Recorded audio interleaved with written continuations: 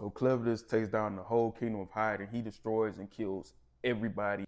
Let me bring you this heater right here.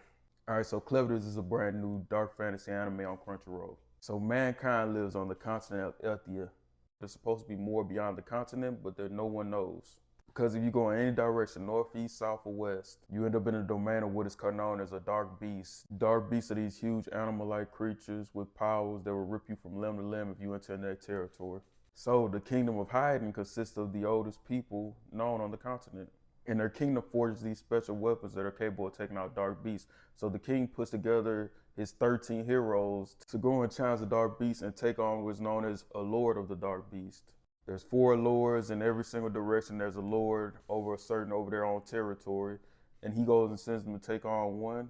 And from as far as we know right now, if they take out a dark lord, the goal is to expand and explore beyond the continent. So the 13 heroes, they show up, they all have abilities, they all have these special weapons that allow them to be much stronger than the average human being, and they're taking out dark beasts. They're going at them, they're plowing through them, and they get to this point called Lunar Mountain, where Clevatess of the Moonlight resides, the lord of the dark beast for that territory. And they fail miserably.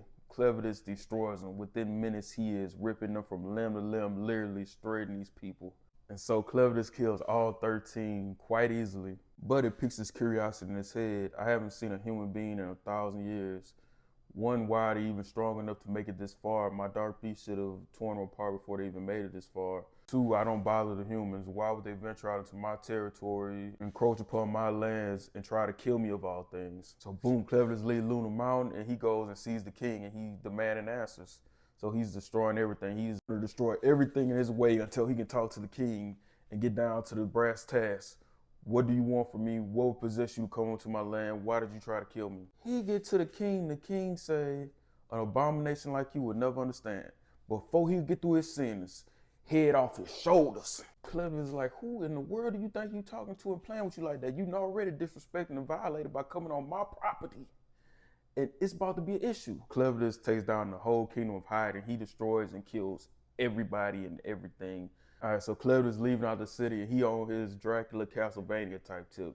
He decided he's taking out all of mankind. He already put in his mind, as soon as he get home, he's gonna put an army together. So he's leaving the capital city, a dying woman holding a baby, pleads with him to take the baby. And she says the baby is innocent, don't hold the flaws of mankind against an innocent child. If you allow this baby to live, he will show his worth and thus show the worth of mankind. So Clevatess brings the baby back to Lunar Mountain. He can provide the baby with warmth and shelter, but he has no way of nurturing the baby and properly feeding it. So he brings back the only female warrior among the group of heroes that attacked him.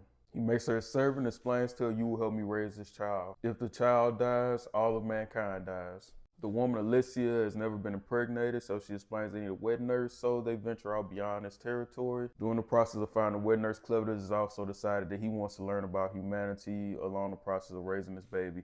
And he also finds out the baby happens to be royalty, the rightful heir to the Hyden Kingdom. And not only is he the heir to the Hyden Kingdom, the boy also is the only person left that can access the forge that allowed the people of Hyden to create those specialized weapons that are so rare, powerful, and capable of even taking out dark beasts. So now he's decided to use the boy as a political pawn. And one day he will not only control his dark beast territory, but also secretly be in charge of the kingdom of Hyden.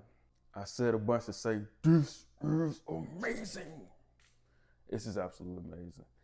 It gives me that Berserk feels, the old school original Berserk that was like 26 episodes back from the 90s that they never actually finished for us and came back with a new version that wasn't all that good. I love the look of the animation. Looks kind of old, but it's still like really dope. There's definitely quite a bit of humor in there, but it's dark, it's gritty, it's super violent. It's barbaric, it's sexual without being too exploitative. We only got 5 episodes, but through 5 episodes, it's a must watch in my opinion. It's good. This is totally my style of anime, but it's just not much to find out there. We don't have a whole lot of gritty, dark animes like this that are really good, and hopefully it continues along that trajectory. It holds back no punches, and through 5 episodes, I absolutely love this one. And to get to the main character, Clevatess, he's smart, he's cold-blooded, but he's also very, very fair. Despite the fact that he's decided to take out all of mankind, he actually has 2 humans with him, and he has treated them very reasonably well, especially one of them who was being very violently abused by humans. And which is another common factor, which is not shocking.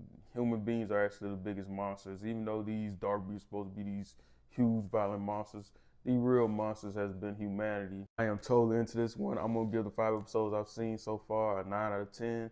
It's also subbed and dubbed, all 5 episodes. Check it out and please enjoy this one. Another anime reaction from He Who Knows Nothing, the smartest man in the world. Later.